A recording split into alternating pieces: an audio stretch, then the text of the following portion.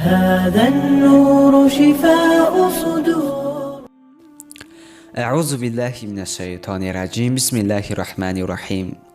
اما بعد، السلام علیکم و رحمت الله تعالی و برکاته. برادران و خواهران عزیز و پدران و مادران مهربان، موضوع امروزه ما آداب همخوابگی با همسر خود.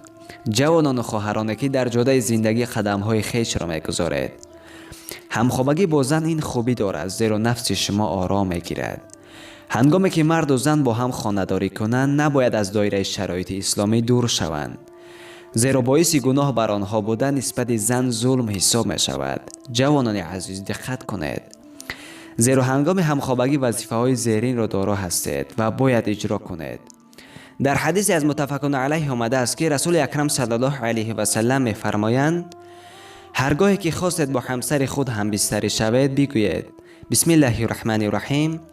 خداوند ما را از شیطان دور بگردان و شیطان را نیز از آنچه به ما میدهی دور بگردان، یعنی به ما فرزند صالح نصیب گردان. تسمیه یعنی بسم الله پیش از همخوابه شدن با زن گفته می شود. نکته دیگری که پیغمبر خدا صلی الله علیه و سلم فرمودند: هرگاهی که در اول شب با همسر خود همبستری شدید و پس از آن خواستید بار دیگر آن را تکرار نمایید، به گرفتن وضوء نو آغاز کنید، یعنی طهارت نو کنید و دوباره همخوابه شوید. ابن بطا از ابو سعید خدری رضی الله تعالی عنه روایت کرده است که شوخی و بازی کردن برای مرد و زن پیش از همبستری شدن مستحب است، زیرا شوخی و دستبازی آنها تسکین جسم مرد و زن می‌گردد. مرد و زنی که نکاح اسلامی دارند و با همدیگر همبستری می‌کنند، ثواب زیادی را صاحب می‌شوند. پیغمبر صلی الله علیه و سلم می‌فرماید: هنگام همبستری شدن با زن بسیار گپ نزنید، زیرا ممکن است که سبب لالی و گنگی فرزندتان بشود. روایت ابن عساکر باید تأکید شود که همخوابه شدن با زن از طرف پشت، یعنی از قفای زن، حرام است و زن نباید به این رازگی دهد. اما شما می توانید از قفای زن در جایی که خداوند امر کرده است علاقه جنسی برپا کنید. خداوند می‌فرماید: زنهای شما کشزار شما هستند، به هر شکلی که می خواهید به کشزار خود درآیید. سوره بقره آیت 223. هیچگاه زن خود را در قفایش علاقه جنسی نکنید، زیرا پیغمبر صلی الله علیه و سلم می‌فرماید: کسی که با زنش لیوات می‌کند لعنت شده است. لیوات عمل است که مرد زن خود را در پسش می‌رسد.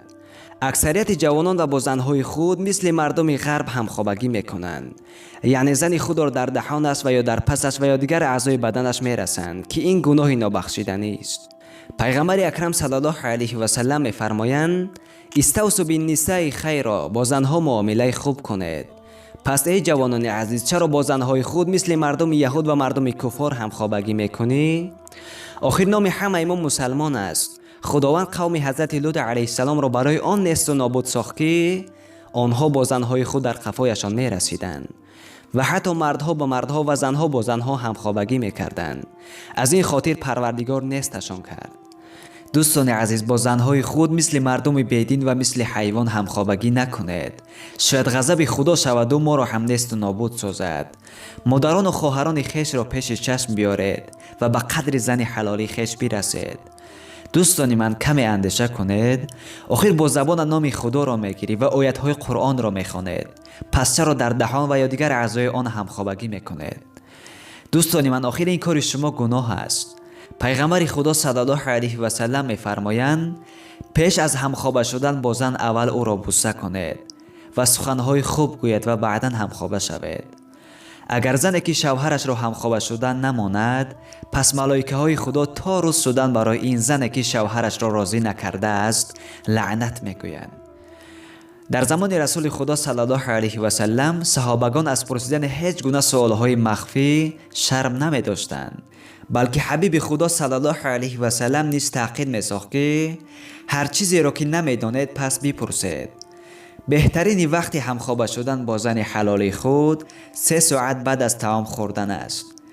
پس از همبستری با زن خود در حال آب خنک ننوشید، زیرا ضررآور است.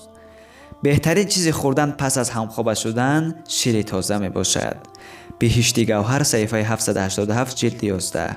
این بود معلومات مختصر درباره همخوابگی.